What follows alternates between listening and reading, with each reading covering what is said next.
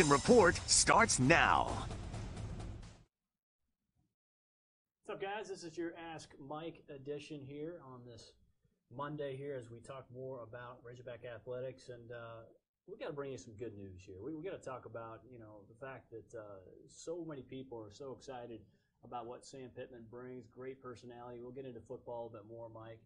And this is Mike Irwin, our senior analyst. This is his segment, and we do this every Monday, as I mentioned, but so much to talk about Hunter Yurachek as well. And Jumpty on Hogville wants to know, what overall grade would you give Yurachek as our AD, Mike? He's made some good hires and seems to have more of a backbone than Jeff Long. He also seems more connected to the Razorback fan base than Long ever was. That's what Jumpty said. I'd give him an A. I've always said that ADs should be judged mainly on who they hire. There's a lot of administrative things that have to be done in running a college athletics program these days, but you have a lot of people under you that do that. To me, the AD has to be the front man of the program. He's got to go out and meet the fans. I think Hunter Yurachek did a much better job of that than Jeff Long did. I think Jeff Long was more interested in having relationships with the coaches. He was a real advocate for his coaches, and he liked having a good, close relationship with the athletes. All of that's fine. But you go back to the guy before him, Frank Broyles, he viewed his main job as to have relationships with the customers, the paying customers, which are the fans. And I think you're getting more into that style with Hunter Yurachek. I think from the day he got here, he understood you got to go out to these Razorback clubs all over the state. And you got to meet these people, and you got to let them know, hey, you're important to us. We don't just sit up here and do what we do without any input from you. So I think he's listening more to the fans. I think fans are generally happier with him. But then you get into that other part of it, which is who do you hire? And when you go back to this whole thing where they had to replace Mike Anderson, and keep in mind he created that situation because he didn't have to get rid of Mike Anderson. I mean, Anderson had never had a losing season, and some people still think he should have stayed, but there was a lot of discord among Razorback fans. They felt like more needed to be done. There needed to be more success in the NCAA tournament. So he made the decision to tell Mike Anderson, okay, it's been nice knowing you, but you need to move on. But now he's got to solve the problem, and I think a lot of people thought, okay, he's got somebody definitely in mind. Well, he may have, I don't know, but what ended up happening was he made a phone call. He got told by Connor Nolan's dad, who lived in Reno and knew all about Eric Musselman. He knew, Connor Nolan's dad, I think his name is Frank Nolan, knew of the interest there on the part of Musselman to Arkansas. So he knew some people at Arkansas. Mike Cormack may have been the guy that because Cormack's a big baseball fan. However they did it, Hunter Yurachek was informed of this interest by this coach. And he started looking at Musselman and what he had done in his background. Then he calls him, and he later told us that he knew almost immediately that was a guy he was really going to zero in on because of his interest in the job. He'd already done a background check and knew he checked all the boxes there. Up-and-coming coach, been very successful, recruited really well and all this. Now here's a guy that really wants to be at Arkansas. And over the next few days, that's what Musselman did, is he sold Hunter Yurachek on the idea, I want to come to Arkansas. Now, you fast forward a little over a year after that, same thing happens with the football program. He makes a change. He tells Chad Morris, a lot of people thought he wouldn't pull the trigger because he'd only been here 2 years. And I think he's still the only Razorback coach that was fired after 2 years. He gets rid of Chad Morris. He has a wide open search. He looks at everybody, and then he finally says, hey, you know what? Sam Pittman is the guy that really said he wanted to be here, and he convinced me he wanted to be here, that this was his priority. Yes, there was an issue there with he didn't have the head coaching background, but he checked all the other boxes in terms of recruiting, ability to manage, people person and all that. And I think the longer Sam Pittman's been in place, the more we've all begun to realize that was a really good hire. Yeah. So I give him an A. I think he's off to a great start as the AD. Yeah, and back to when he was hired, he said the first thing he was going to do is make sure he really listened for the first 100 days before he made any real crucial decisions. I just hear a lot of stuff from fans all the time how much they like this guy. Yeah, absolutely. Lifetime Hog fan asks, do you remember, and this is This long is one, folks. long. Bear with me here. But This is like a trip back into time. It is. Trip down memory lane, but Lifetime Hog fan asks, and we appreciate the question as always. October 22nd, 1960, his 16th birthday.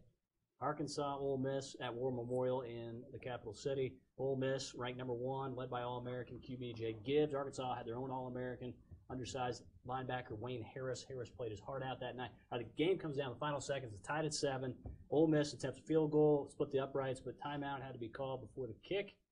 And the second attempt sailed badly left. We were celebrating in the same end zone. We had tied the number 1 team in the nation, but the referee, Tommy Bell, signaled good. Game over. Ole Miss wins 10-7. No one could believe it. Friends became enemies. Fights broke out. After 1961, the series suspended, not to be resumed again until 1981, Mike. Okay, I was 12 when that happened. And I didn't have any connection to Arkansas. I was in the 7th grade. And the only connection I had to that game was that my best friend may have been the only Razorback football fan in our entire town. Wow. 3,000 people west of Lubbock were all Texas Tech fans.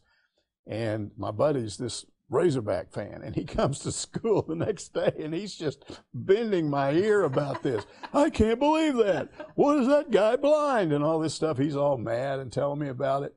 And he still talks about it to this day. I have, when I got here, that's one of the first things I ran into was people talking about that game. Now, fewer and fewer people remember that game because now you're getting up. If I was 12, people that were actually at that game are all in their 80s now. And there's some still around.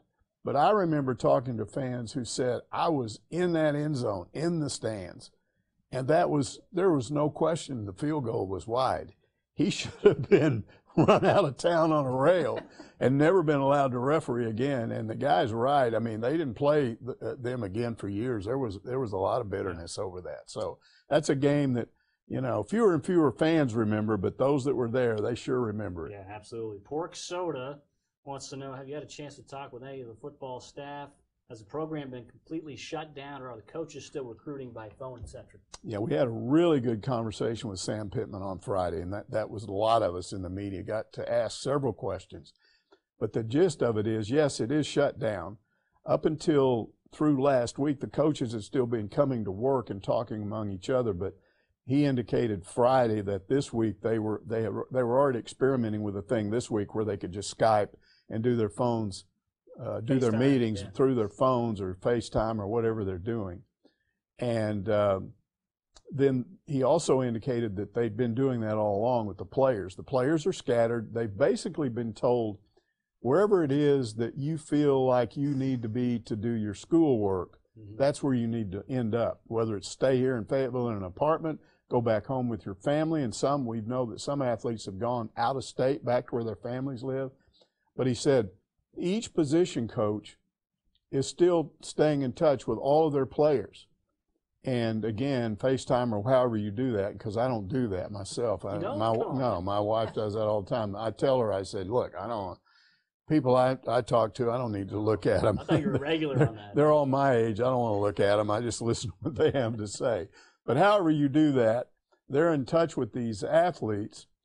And Pittman even went so far as to say, now, look, we told them to stay in shape, but we can't control whether they have access to a gym because gyms are shut down. Yeah. And so they're they may give them some tips on what to do in terms of don't overeat, eat this, eat that, but they're not going up there and eating in that facility either. So he said, what we have to do is we have to actually get a player and back them away from the phone so you can look up there and see them standing up next to a wall, make sure they haven't put on weight and aren't looking like they're porking out or whatever.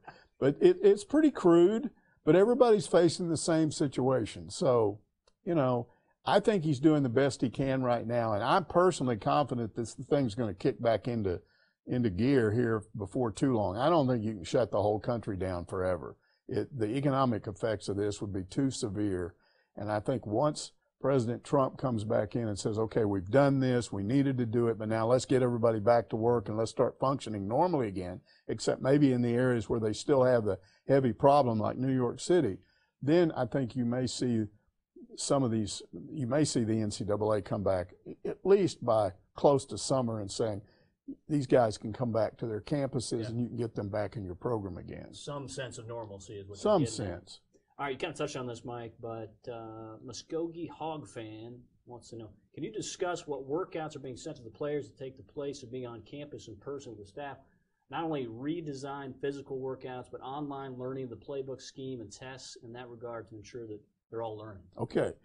I should have had that question with me yes, it was. And we didn't get that detail. We asked a lot of stuff. All we got was what I just told you, that they are staying in touch with the players. Yeah. They're talking to them. I think they're mostly concerned about two things, that they don't flunk out. That's the number one thing, because believe me, that's a potential problem here. When you're not around players all the time, and I've known college-age guys, I know what they do. So that's the number one priority, is to make sure these guys don't get into academic difficulty.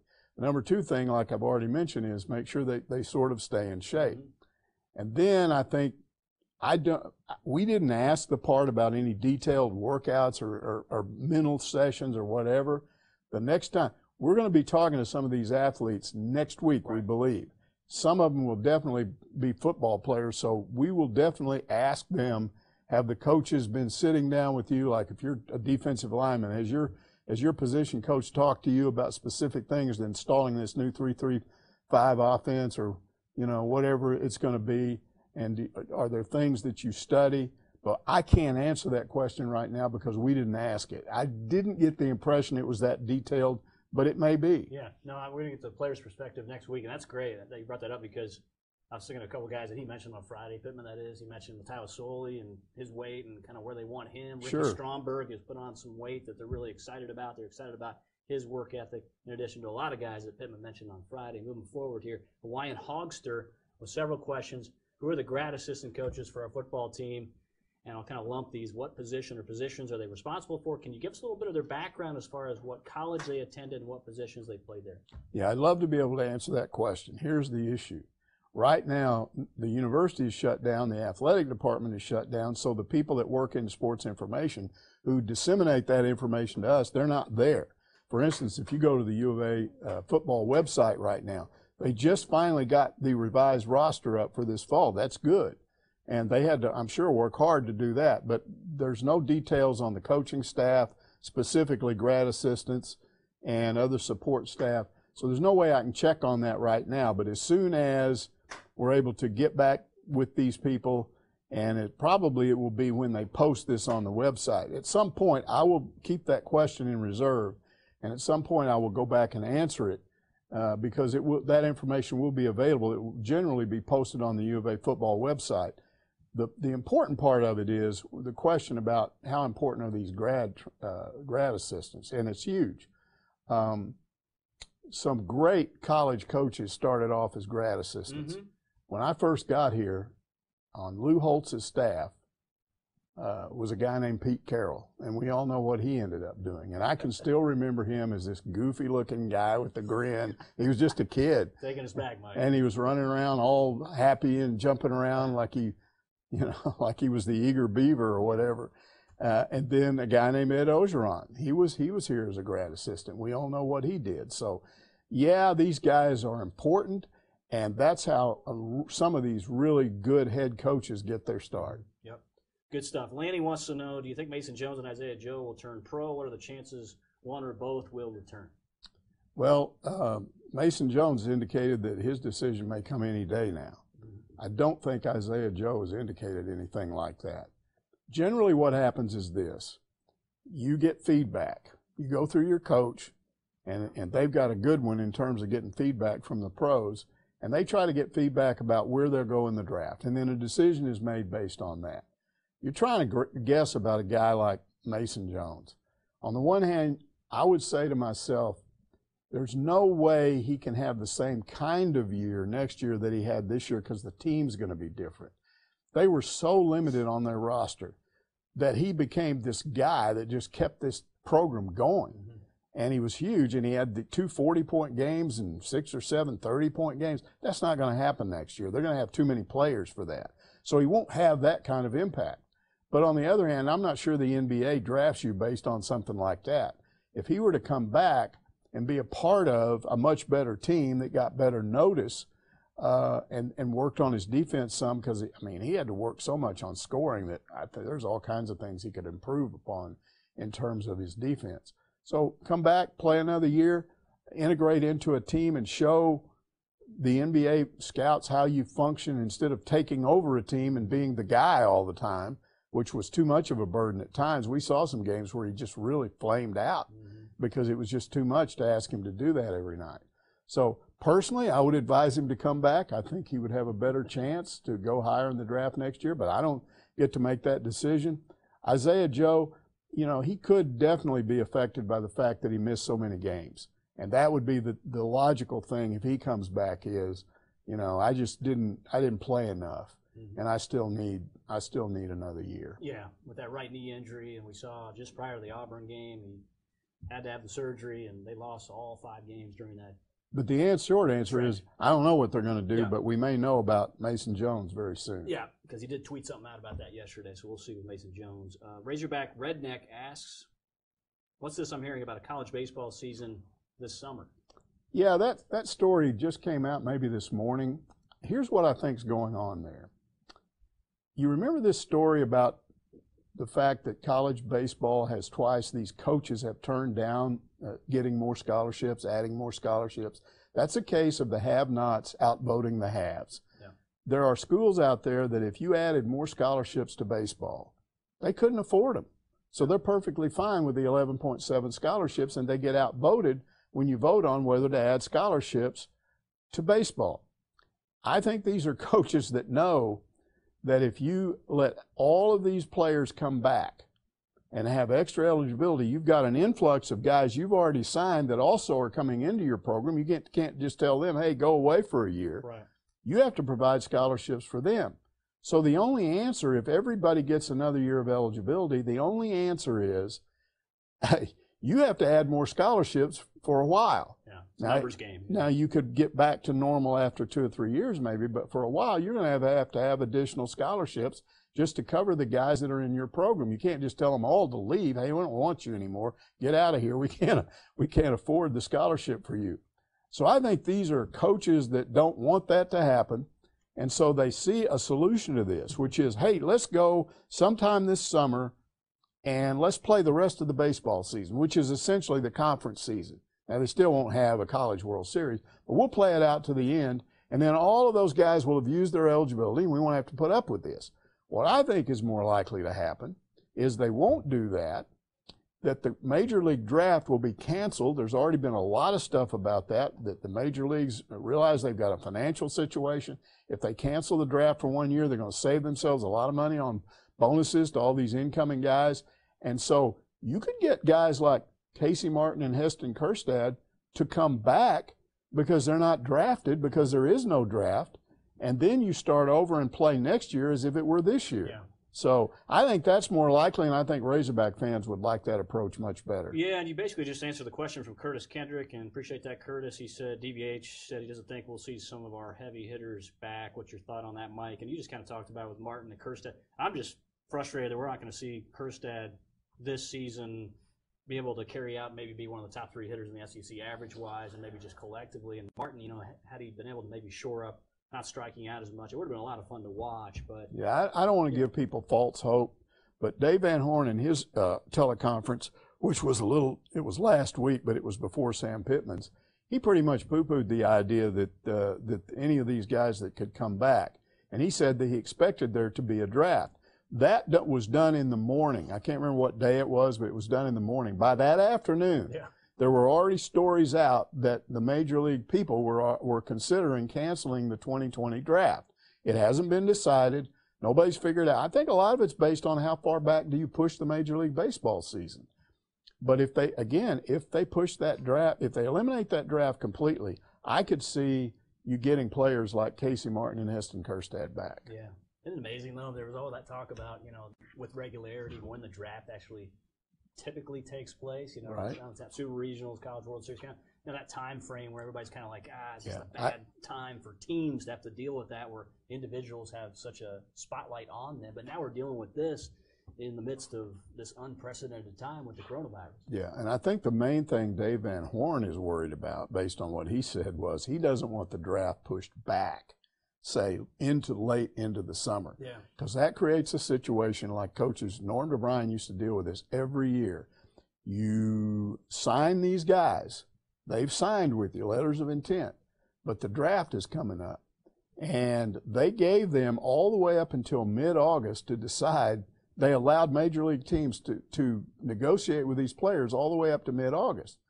So you got a guy like, in those days, Norm DeBryan, and he's got a really good player coming in, and he hasn't signed yet, and now it's in June, and now it's in July, and now it's in August. And all of a sudden on August the 14th, the day before the deadline, they go in and sign 4 of your top recruits, and all of a sudden you don't have time to recover from it. And I can still remember talking to Norm DeBryan one day at a youth baseball. It wasn't, it was like high school guys playing in the summer, but it was somewhere up in Bentonville. And he was there watching a guy, and I asked him what he was doing there, and he said, I'm out looking for players. I just lost 4 guys. This was, probably August 16th or 17th.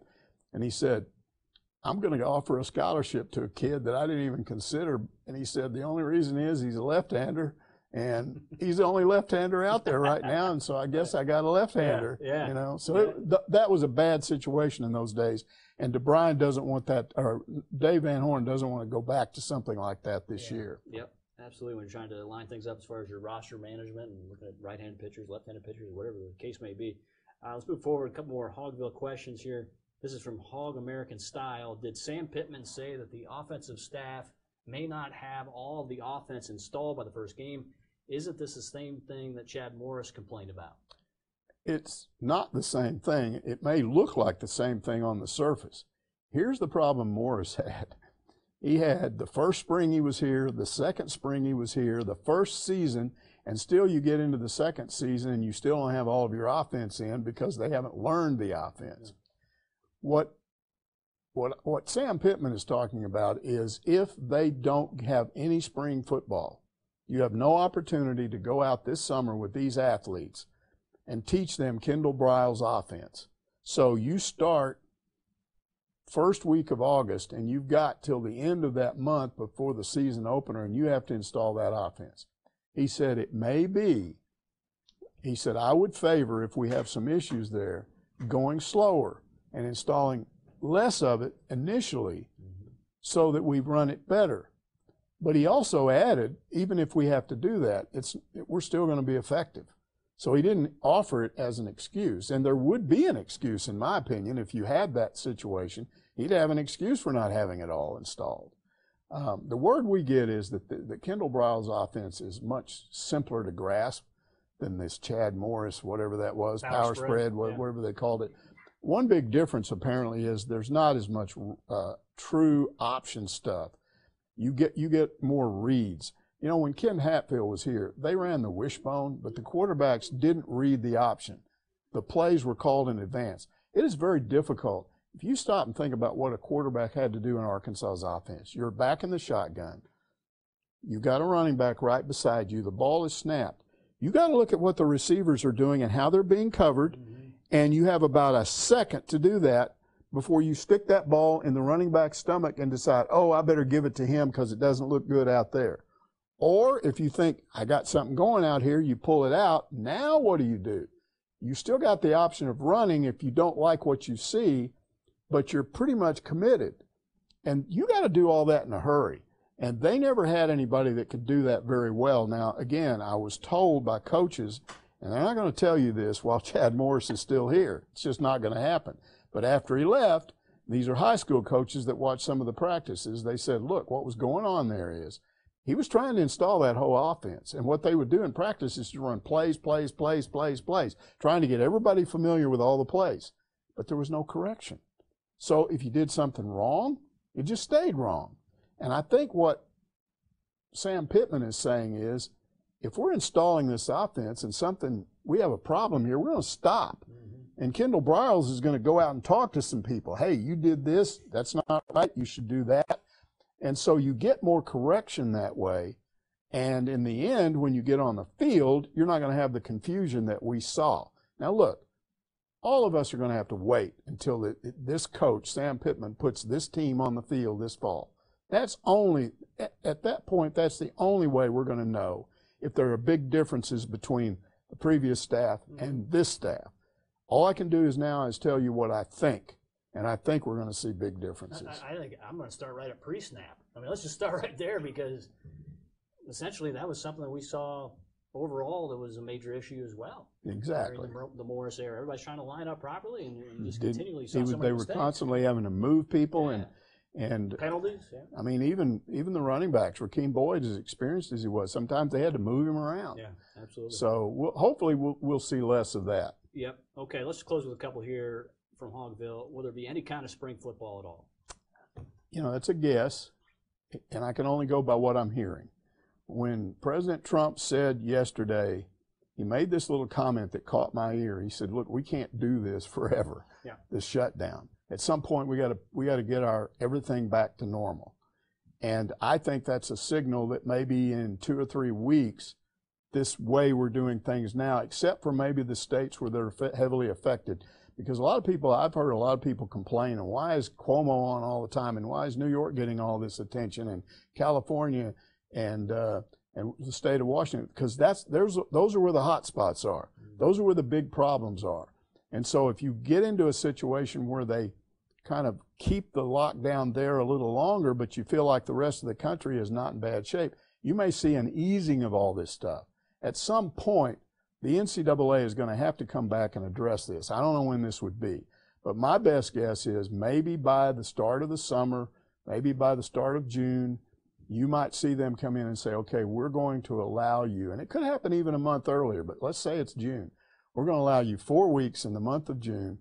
You can work out 4 days a week, 3 of those weeks, and 3 the fourth week, and that's your 15 workouts. Yeah. And we're going to let you have spring football.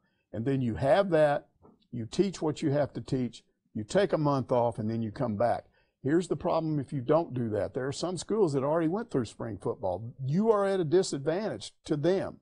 Plus, any school that's got a new head coaching staff and is planning on installing new offenses and new defenses, you're at a huge disadvantage if you can't go through spring ball.